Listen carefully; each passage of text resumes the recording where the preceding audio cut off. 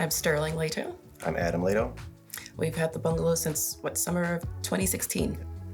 So when we bought the house, it still had the original 1924 root cellar under the front porch. When we got it, it was just a big empty storage space with exposed brick and always chillier than the rest of the house. So after it was used for storage for quite some time, we had an issue after a big storm. We had a little bit of water in the basement. It overwhelmed our flood control system. So we had to do a bit of a cleanup. When we got the stuff out of there, it was, for the first time since we moved in, it was empty and clean. We're like, okay, you know what? We always want to do a wine cellar in this basement. It was at the bottom of the list of things to do. It's empty now. Now's the time. Let's get to it. Since there was this closet next to the cellar, let's kind of incorporate the closet with the cellar.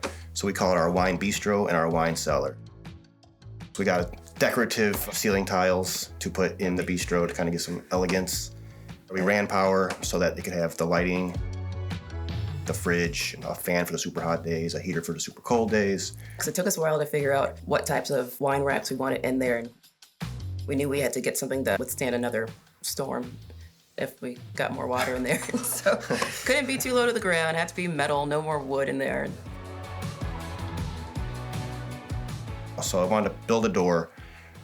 It's like a nice 4.5-inch thick, almost vault-like door with a pivot hinge with glass to see into the cellar. Yeah. It's nice because we like to stay at home, especially now winter's coming anyway. Just curl up on the couch with a bottle of red wine and turn on a movie. It's great.